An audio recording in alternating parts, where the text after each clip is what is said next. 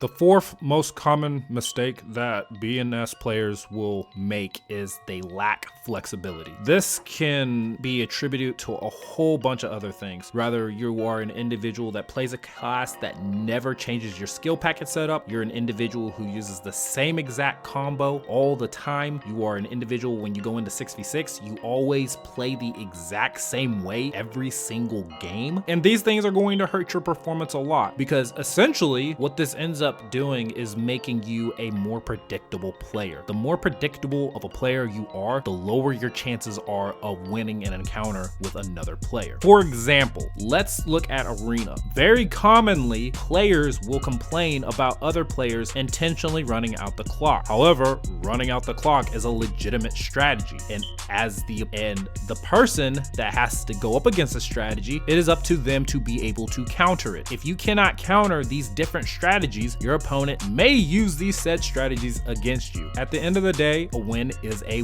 win, as long as it's done within legal means. Let's give a 6v6 example. Take the Nova Corps map, and I specifically remember this because there was a gunner from Composure named Max Deuce. His argument was not turning the middle dial in the center of the map. He defined it as either scummy or cheating, and I was trying to explain to him that holding the middle is actually a legitimate strategy. Let me explain why this is a legitimate strategy real quick for those of you who may not know. Sometimes when you're doing Nova Corps, the opponent's team will have not one, but two Sins. One of the best ways to counter Sin gameplay is to stick together as a group. The more separated you all become, the more likely the Sin is going to have good performance. Because speaking from a main Sin perspective, I want to 1v1 you. I don't want to have to fight you and 2 or 3 other people just to get the kill. So by turning that middle point in that type of scenario, you are potentially opening up a can of worms. The third biggest mistake that some Blade and Soul players will make is that they will fall into a power trap. When I'm referencing to a power trap, I'm referring to individuals who come into Blade and Soul intentionally seeking out top tier classes to play for PvP. There's a little bit of a misconception here, and I want to clear this up for you and anybody else that falls into this category. Just because a class is top tier at that respective time does not inherently mean that you will get good performance on that said class. Assuming that a class is completely viable in PvP, you will gain the most mileage from a class that fits your playstyle and your mentality the best. Let me use myself as a personal example. Currently, at the making of this video, if you ask a majority of people that do PvP, they will say that the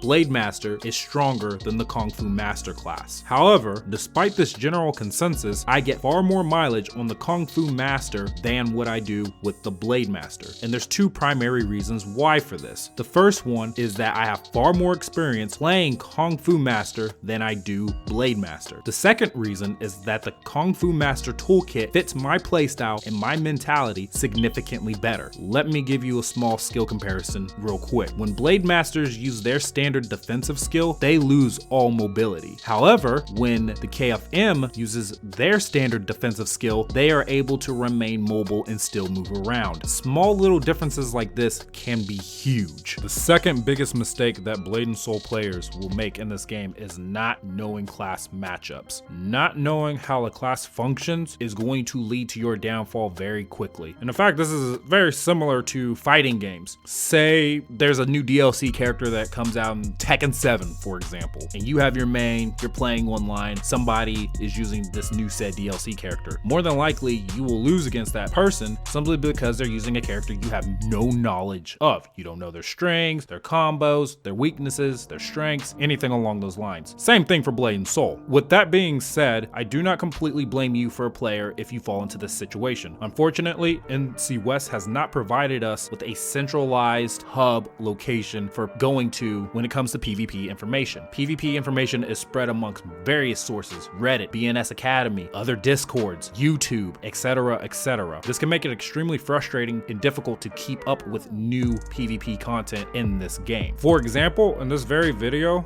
that I have, there's actually a part of it where there's a gunner on my team that's in their Blade Ward. You don't do stuff like that. For people who might be watching this video and asking themselves, well, how do I deal with Warrior's Blade Ward? I don't mind explaining that tip real quick. Blade Ward has 3 requirements. 1, the warrior must be in the Blade Ward. 2, they must have their resilience or their yellow shield. And 3, they must attack a target at least once every 3 seconds. Otherwise, their 3-second CC immunity is no longer going to be present. So ideally, you need to be able to remove one of those conditions from the warrior in order to CC them and kill them. The number 1 biggest mistake that Blade and Soul players make in this game is having a shitty attitude or a shitty personality. You may not realize this, but by having a shitty attitude and shitty personality, you actually hurt yourself in the long run. Not only do you close doors for yourself, but you essentially also increase your lose rate when it comes to 6v6 content. Let me explain what I mean by this. Essentially, if you are the type of player who throws a bitch fit every time things don't go your way in 6v6, or you're the type of individual that AFKs as soon as you get killed 2 or 3 times, you are the type of person that I am going to block. The thing is here, I'm not winning in this situation either. There may be a game where you're relaying important information, but I'm not going to see it because I've blocked you due to your past conduct. Let me give a very vivid, huge example of a more recent event. Recently, there was an NA tournament that was put together by some NA players. Some of the top PvPers for 6v6 participated in this, and I believe they had to have an entry fee. One of the teams had a BD by the name of Tangle. So they each played 1 game on each of the maps. The second map that this team played on, Tangle leaves them in the middle of the Nova Core match, and they decide to play Mario instead, leaving their team high and dry. The team makes the best of the situation. They continue playing regardless. So there was still a final game left, the Blue Lagoon map. Maccabi was able to switch over to his warrior, and then they were able to get a person by the name of Jin to come and play on his Sin. They were actually able to win that last game. There is some speculation out there that maybe the matches would have gone a lot better if he was just there the whole entire time instead of Tangle, but we'll never know, unfortunately. Tangle, on the other hand, is probably not going to get invited to these type of events anymore because nobody wants to deal with a person that's going to have a shitty attitude and just leave their team high and dry. That's just simply what it boils down to. If you've watched this or listened to all this, just want to say thank you. Be safe out there with all the coronavirus stuff going on. Deuces!